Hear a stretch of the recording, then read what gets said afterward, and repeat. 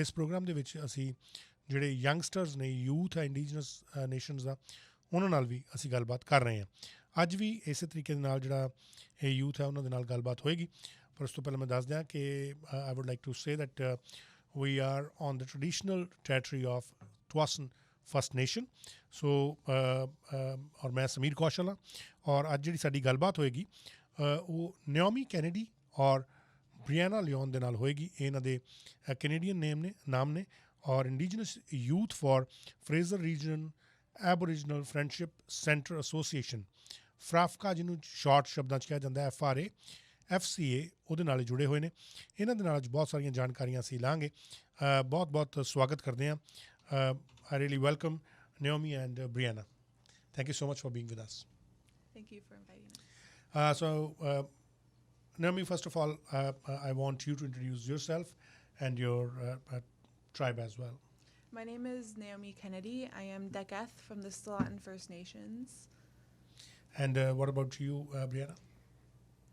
My name is Brianna Leon. I am Katie First Nation, as well Chehalis First Nation through my dad's side. Naomi, we're going to go with you. We know the living conditions in some of the reserve is very deteriorating and it's very bad.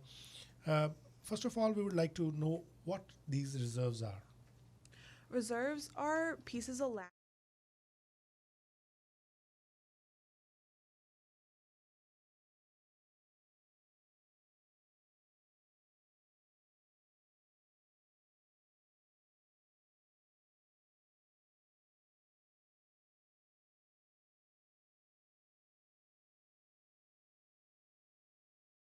left it to Indigenous peoples. So often it's very poor conditions. So these lands are not belong to First Nation as well. So this is just for their use only? Yeah, pretty much.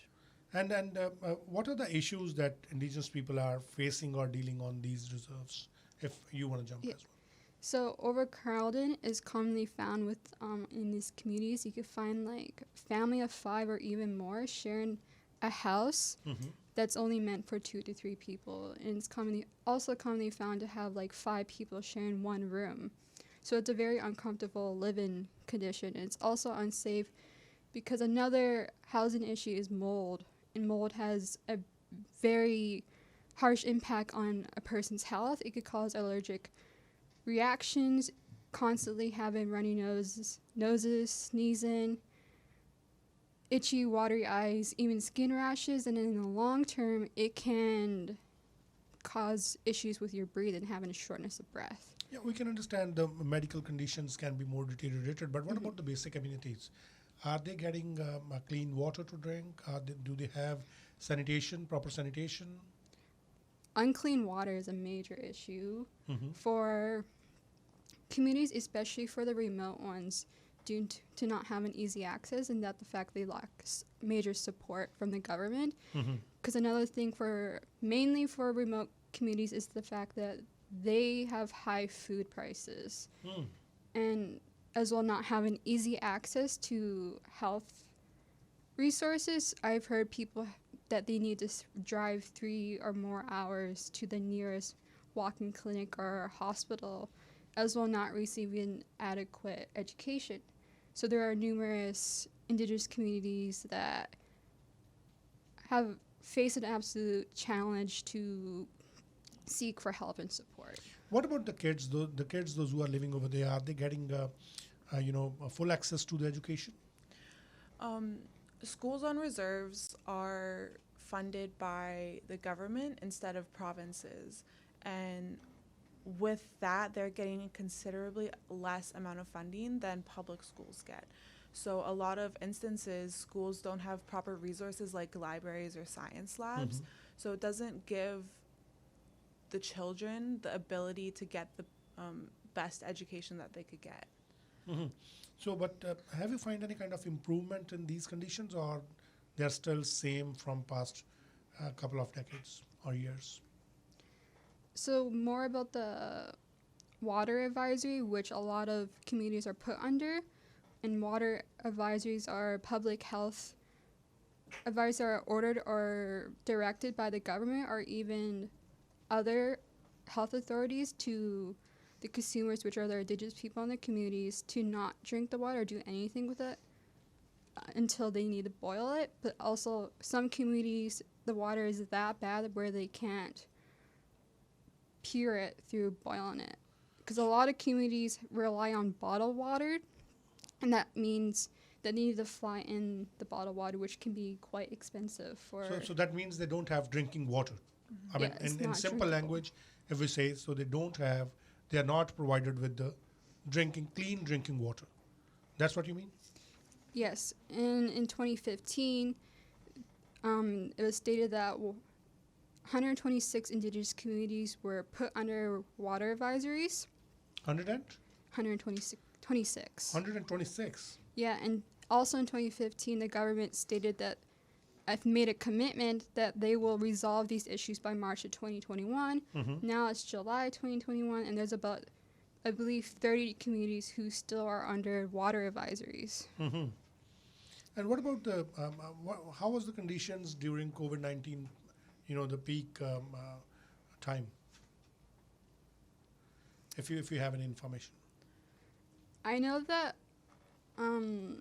it kind of made it a priority for the government to push to lift the water advisories. I know that because beginning of COVID, it was a very hard situation that all peoples had to go under.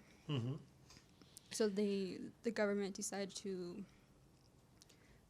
push even harder to make sure that indigenous communities have proper access to clean water to make it. And what ways do these living conditions, affecting the mental health of First Nation peoples who are living at these reserves?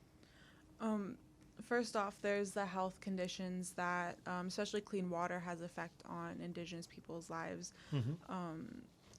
Being sick with E. coli, and also when communities are in bad conditions and schools are underfunded, houses, bad housing structures, it creates this feeling that we don't matter, and Indigenous youth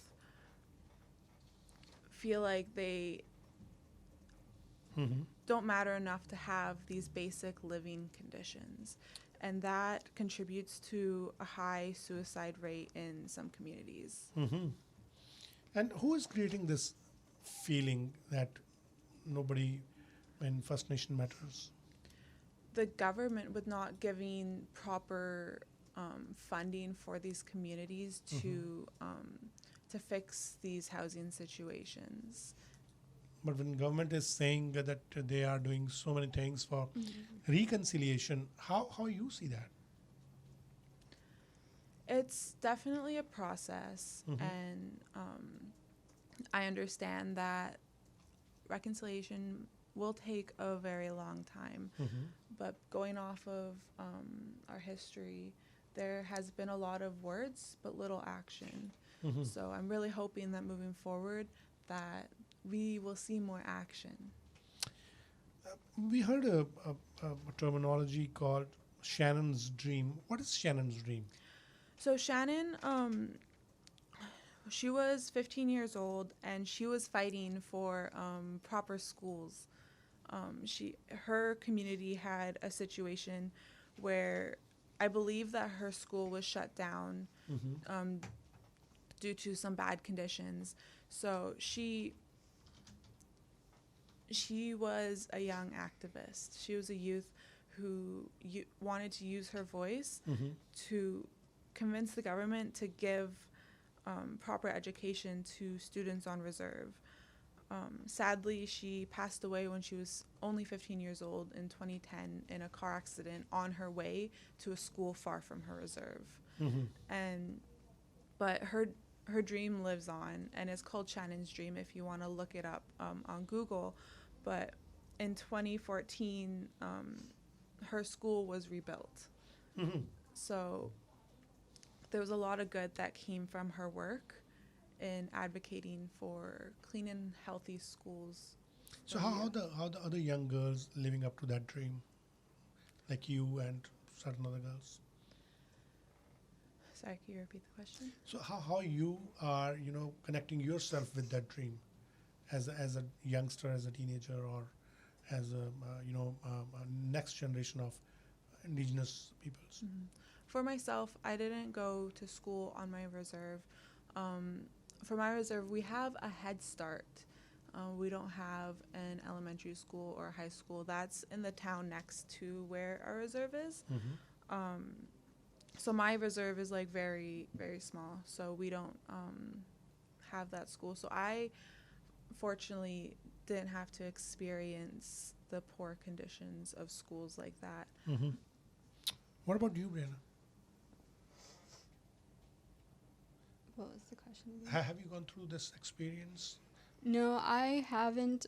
My reserve is well put together. I went to a good school, but I do constantly hear and read about these kind of issues, and I value education, so it's very saddened to hear that fellow Indigenous people are going through this issue and having to survive through it. Now we would like to know what is MMIWG? MMIWG stands for Murdered and Missing Indigenous Women and Girls. And the National Inquiry on Murdered and Missing Indigenous Women and Girls was released in 2016, and it labeled this as a national crisis and an act of genocide. In about 2019, I was researching for a project, and I came across this blog post by a poet named Helen Knott from Fort St. John, and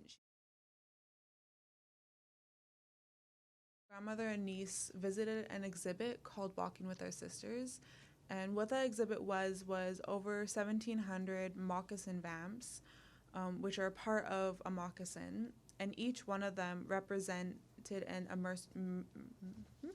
missing or murdered Indigenous woman or girl, and 108 of those were children's moccasins. The reason why it's only one part of the moccasin is to represent the unfinished lives of these women who lives are taken too short.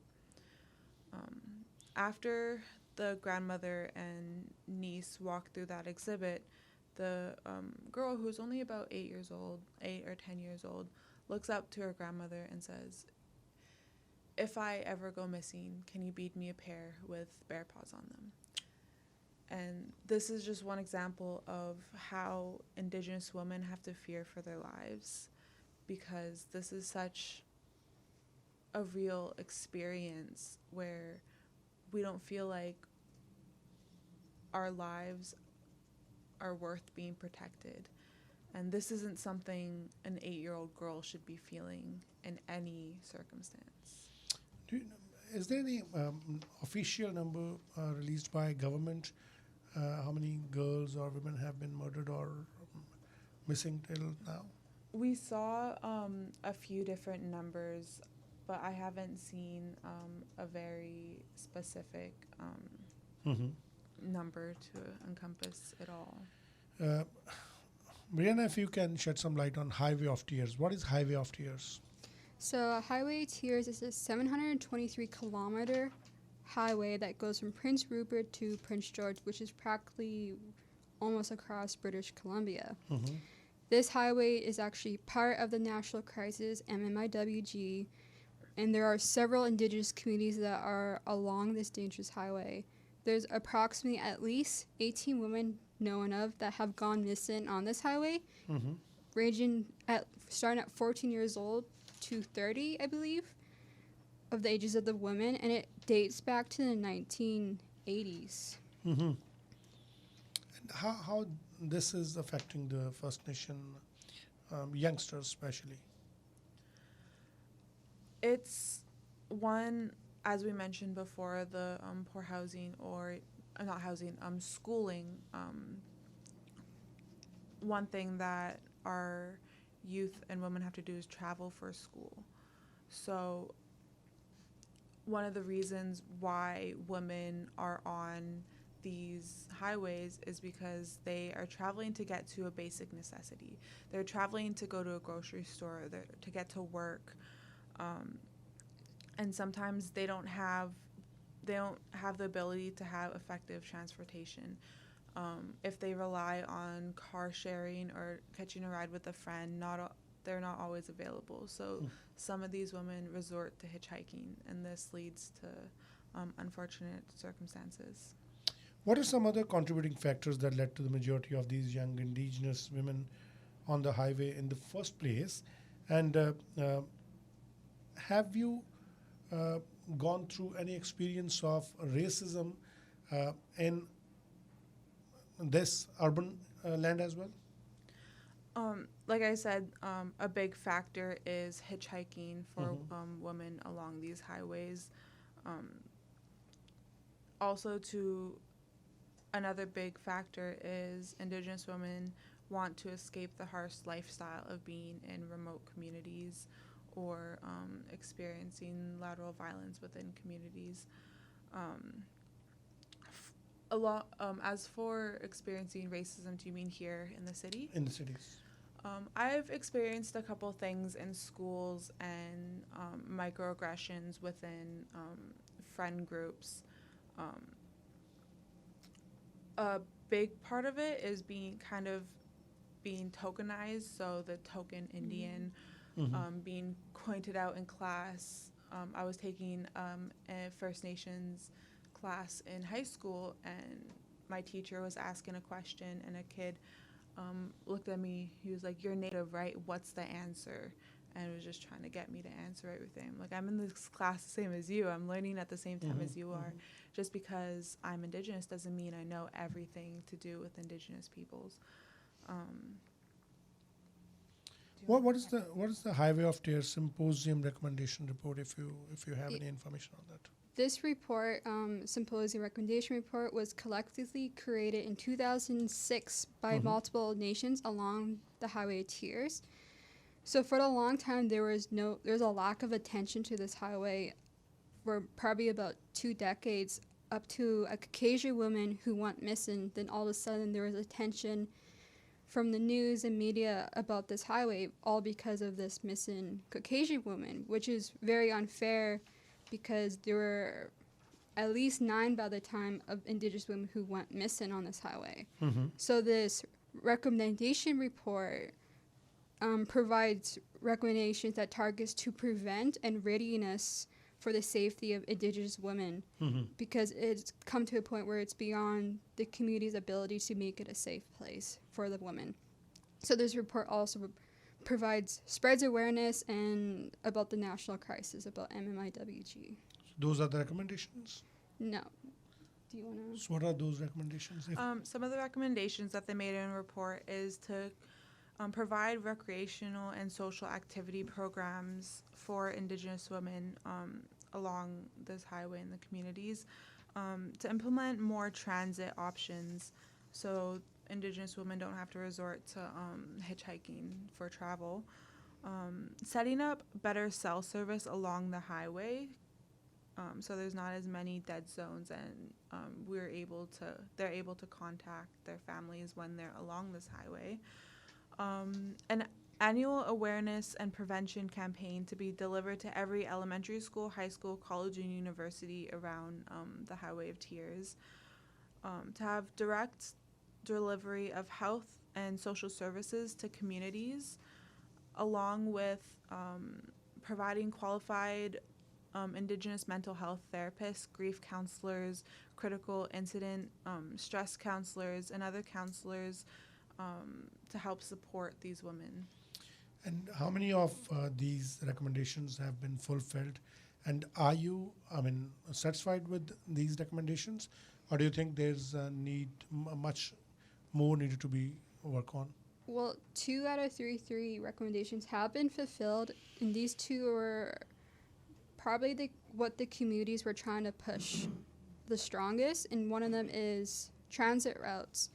There are 2 transit routes. One route is to Burns Lake to Smithers, which runs Monday, Wednesday, and Friday, and a second route that runs to Burns Lake and Prince George. which runs every Tuesday, Thursday, and Saturday.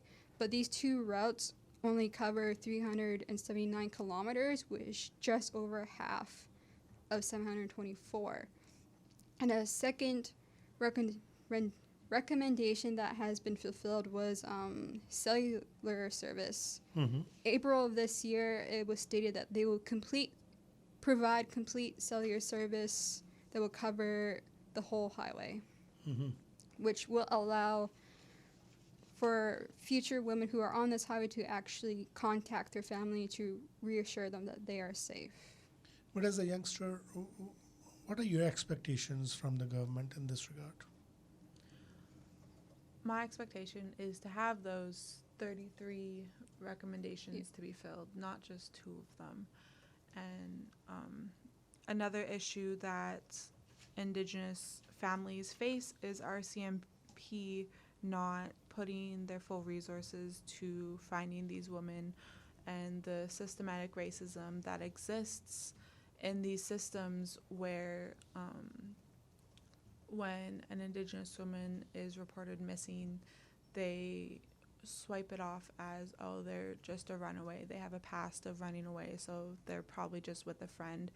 And not a lot of effort is being put in to find these women because of these stigmas and stereotypes that exist. And it is also really hard for Indigenous families and women to go to the police for help, because police are, in some instances, are the perpetrators, using their power to take advantage of Indigenous women. One example of police using their power over Indigenous peoples is something called moonlight rides or starlight rides. I believe this is really prominent in Saskatoon, where they would take an intoxicated Indigenous person, mainly a man, out of the city and drop them off in the winter with not sufficient clothing, so no jackets, to keep them warm, and make them walk back to the city. And there have been cases where those men have died on those walks because of the harsh weather conditions. And there's this one report called Those Who Took Us Away, where they interviewed 10 communities, and 5 out of the 10 communities reported that the women have been sexually assaulted or abused by police officers. And a lot of these women are really scared to come out because they've been threatened that it's their word against theirs, and that fear that they'll be punished for coming out with things like this. So there are a lot of barriers that Indigenous women have when trusting the police and coming out to the police for help. Do you want to say anything in closing from your side? Any message for non-Indigenous community? I guess getting the opportunity to read these recommendations would be very beneficial, to have a full understanding, because I know we gave a brief understanding, and the symposium report is pretty educational, so it'd be great if people take the opportunity to go through it. Last time even we said the awareness or education is the key. What you want to say in closing? Along with the symposium report, there's the Murder and Missing Indigenous Women and Girls National Inquiry, which was released in 2016. So there's 2 very lengthy reports with so much information in them, along with calls to justice that they've made, like the TRC's calls to action. There's MMIWG calls to justice, which I believe I can't remember the exact number, but I think around 200 or over 100 calls to justice. 231 individual calls, I think. Yeah. So looking into that report would be very beneficial. All right. Thank you so much for your time. Thank you. Thank you so much. Yeah, thank you. So ਇਹ ਅਸੀਂ ਗੱਲਬਾਤ ਕਰ ਰਹੇ ਸੀ ਬ੍ਰਿਆਨਾ ਦੇ ਨਾਲ ਔਰ Naomi ਦੇ ਨਾਲ, ਔਰ ਜਿਸ ਤਰ੍ਹਾਂ ਇਹਨਾਂ ਨੇ ਜਾਣਕਾਰੀ ਦਿੱਤੀ ਪਹਿਲੇ ਭਾਗ ਦੇ ਵਿੱਚ ਬੋਇਲ ਵਾਟਰ ਐਡਵਾਈਜ਼ਰੀ ਦੇ ਬਾਰੇ 'ਚ, ਲਿਵਿੰਗ ਕੰਡੀਸ਼ਨਸ ਦੇ ਬਾਰੇ 'ਚ ਜਿਹੜੀਆਂ ਫਸਟ ਨੇਸ਼ਨ ਰਿਜ਼ਰਵਸ ਦੇ ਉੱਤੇ ਹੁੰਦੀਆਂ, ਔਰ ਹੁਣ ਅਸੀਂ ਜਿਹੜੀ ਗੱਲਬਾਤ ਕੀਤੀ MMIWG ਜਿਹੜੀਆਂ ਲਾਪਤਾ ਹੋਈਆਂ ਜਾਂ ਮਾਰ ਦਿੱਤੀਆਂ ਗਈਆਂ ਇੰਡੀਜਨਸ ਔਰਤਾਂ, ਔਰ ਹਾਈਵੇ ਆਫ ਟੀਅਰ ਦੀ ਗੱਲ ਕੀਤੀ 1999 ਤੋਂ ਲੈ ਕੇ 2006 ਤੱਕ ਜਿਹੜਾ 724 ਕਿਲੋਮੀਟਰ ਲੰਬੀ ਲੈਂਥ ਸੀ ਹਾਈਵੇ 16 ਦੀ, ਉਹਦੇ 'ਤੇ ਜਿਹੜੀਆਂ ਇਹ ਲੜਕੀਆਂ ਮਾਰੀਆਂ ਗਈਆਂ, ਕਿਸ ਕਿਸਮ ਦੇ ਨਾਲ ਉਹਨਾਂ ਦੇ ਬਾਰੇ ਆਵਾਜ਼ ਹੀ ਨਹੀਂ ਚੁੱਕੀ ਗਈ। ਜਦੋਂ ਮੇਨ ਸਟਰੀਮ ਕਮਿਊਨਿਟੀ ਦੇ ਵਿੱਚੋਂ ਇੱਕ ਔਰਤ ਜਿਹੜੀ ਹੈ ਕੌਕੇਸ਼ੀਅਨ ਕਮਿਊਨਿਟੀ ਦੀ ਉਹ ਮਰ ਜਾਂਦੀ ਹੈ ਜਾਂ ਲਾਪਤਾ ਹੁੰਦੀ ਹੈ, ਤਾਂ ਉਦੋਂ ਇਹਦੇ ਬਾਰੇ ਬਹੁਤ ਹੋ ਹੱਲਾ ਮਚਦਾ ਹੈ। ਇਹਨਾਂ ਲੜਕੀਆਂ ਨੇ ਦੱਸਿਆ ਕਿਸ ਕਿਸਮ ਨਾਲ ਉਸ ਤੋਂ ਬਾਅਦ ਮੀਡੀਆ ਦੇ ਵਿੱਚ ਵੀ ਇਹਦੇ ਬਾਰੇ ਗੱਲਬਾਤ ਹੋਣੀ ਸ਼ੁਰੂ ਹੋਈ, ਔਰ RCMP ਕੋਲ ਜਾਣ ਤੋਂ ਵੀ ਬੱਚੇ ਡਰਦੇ ਨੇ। ਇਹ ਫਸਟ ਨੇਸ਼ਨ ਭਾਈਚਾਰਾ ਡਰਦਾ। ਇਹਨਾਂ ਦਾ ਕਹਿਣਾ ਕਿ ਕਈ ਕੇਸਿਸ ਦੇ ਵਿੱਚ RCMP ਹੀ ਕਥਿਤ ਤੌਰ 'ਤੇ ਜ਼ਿੰਮੇਦਾਰ ਹੁੰਦੀ ਹੈ, ਗੱਲ ਨਹੀਂ ਸੁਣਦੀ। ਔਰਤਾਂ ਦੇ ਨਾਲ ਬੜਾ ਬੁਰਾ ਵਿਹਾਰ ਜਿਹੜਾ ਕਥਿਤ ਤੌਰ 'ਤੇ ਉਹ ਕੀਤਾ ਜਾਂਦਾ ਹੈ। ਔਰ ਐਗਜ਼ਾਮਪਲ ਇੱਕ ਦੇ ਕੇ ਦੱਸੀ ਮੂਨਲਾਈਟ ਰਾਈਡ ਜਾਂ ਸਟਾਰਲਾਈਟ ਰਾਈਡ ਦੀ, ਕਿ ਕਿਸ ਤਰੀਕੇ ਨਾਲ ਜਿਹੜੇ ਫਸਟ ਨੇਸ਼ਨ ਭਾਈਚਾਰੇ ਨਾਲ ਜੁੜੇ ਲੋਕ ਨੇ ਉਹਨਾਂ ਨੂੰ ਉਹਨਾਂ ਦੀਆਂ ਬਸਤੀਆਂ ਤੋਂ ਬਹੁਤ ਦੂਰ ਠੰਡ ਦੇ ਵਿੱਚ ਜਾ ਕੇ ਕਾਰਾਂ ਦੇ ਵਿੱਚ ਛੱਡ ਦਿੱਤਾ ਜਾਂਦਾ, ਔਰ ਉਹਨਾਂ ਕੋਲ ਪੂਰੀ ਕਲੋਥਿੰਗ ਵੀ ਨਹੀਂ ਹੁੰਦੀ ਗਰਮ ਰੱਖਣ ਵਾਸਤੇ, ਔਰ ਉਹਨਾਂ ਨੂੰ ਪੈਦਲ ਆਉਣਾ ਪੈਂਦਾ, ਔਰ ਕਈ ਲੋਕਾਂ ਦੀ ਇੱਦਾਂ ਮੌਤ ਵੀ ਹੋ ਚੁੱਕੀ ਹੈ। ਸੋ ਗੁਜ਼ਾਰਿਸ਼ ਇਹਨਾਂ ਦੀ ਇਹੀ ਹੈ ਕਿ ਇਹਨਾਂ ਰਿਪੋਰਟਸ ਨੂੰ ਪੜ੍ਹੋ, ਜਿਹੜੀ ਸਿੰਪੋਜ਼ੀਅਮ ਰਿਪੋਰਟ ਹੈ ਉਹਨੂੰ ਪੜ੍ਹੋ, ਹਾਈਵੇ ਆਫ ਟੀਅਰਸ ਦੇ ਉੱਤੇ ਜਿਹੜੀ ਆਈ ਹੈ, ਜਾਂ MMIWG ਦੀ ਜਿਹੜੀ ਰਿਪੋਰਟ ਹੈ ਉਹਨੂੰ ਪੜ੍ਹੋ, ਜਾਣਕਾਰੀ ਵੱਧ ਤੋਂ ਵੱਧ ਲਓ, ਔਰ ਇਸ ਭਾਈਚਾਰੇ ਦੇ ਨਾਲ ਅਸੀਂ ਸਾਰੇ ਖੜ੍ਹੇ ਹੋਣਾ ਸਿੱਖੀਏ ਸੋਲੀਡੈਰਿਟੀ ਦੇ ਵਿੱਚ। ਕੱਲੀਆਂ ਮੋਮਬੱਤੀਆਂ ਜਗਾ ਕੇ ਕੁਛ ਨਹੀਂ ਹੋਣਾ। ਸਰਕਾਰਾਂ ਦੇ ਕੋਲੋਂ, ਇਹਨਾਂ ਦੇ ਨੁਮਾਇੰਦਿਆਂ ਦੇ ਕੋਲੋਂ ਗੱਲ ਵੀ ਕਰਨੀ ਪੈਣੀ ਹੈ, ਪੁੱਛਣਾ ਵੀ ਪੈਣਾ। ਔਰ ਮੇਰੇ ਖਿਆਲ ਦੇ ਨਾਲ ਸੋਸ਼ਲ ਮੀਡੀਆ ਇੱਕ ਬਹੁਤ ਵੱਡਾ ਪਲੈਟਫਾਰਮ ਹੈ ਜਿੱਥੇ ਅਸੀਂ ਸੋਸ਼ਲ ਮੀਡੀਆ ਨੂੰ ਕਈ ਬੁਰੀਆਂ ਗੱਲਾਂ ਕਰਕੇ ਕੋਸਦੇ ਹਾਂ, ਕਈ ਚੰਗੀਆਂ ਗੱਲਾਂ ਵੀ ਸੋਸ਼ਲ ਮੀਡੀਆ ਦੇ ਜ਼ਰੀਏ ਹੋ ਸਕਦੀਆਂ। ਔਰ ਮੇਰੇ ਖਿਆਲ ਨਾਲ ਅੱਜ ਜਿਹੜੀ ਰਿਪੋਰਟ ਆਏਗੀ ਕੈਮਲੂਪਸ ਦੇ ਫਾਰਮਰ ਰੈਜ਼ੀਡੈਂਸ਼ੀਅਲ ਸਕੂਲ ਸੀ, ਜਿੱਥੇ 215 ਦੇ ਕਰੀਬ ਜਿਹੜੇ ਅਵਸ਼ੇਸ਼ ਮਿਲੇ ਸੀ, ਹਿਊਮਨ ਰਿਮੇਨਸ ਮਿਲੇ ਸੀ, ਉਹਦੀ ਡਿਟੇਲਡ ਰਿਪੋਰਟ ਦੇ ਬਾਰੇ ਵੀ ਅੱਜ ਪ੍ਰੋਗਰਾਮ ਦੇ ਅਗਲੇ ਹਿੱਸਿਆਂ 'ਚ ਜਾਣਕਾਰੀ ਦਿੱਤੀ ਜਾਏਗੀ। ਔਰ ਮੁੜ ਕੇ ਵਾਪਸ ਆਉਂਦੇ ਹਾਂ ਇਸ ਬ੍ਰੇਕ ਤੋਂ ਬਾਅਦ। ਸੁਣਦੇ ਰਹੋ CKSP 600 AM Shere Punjab radio.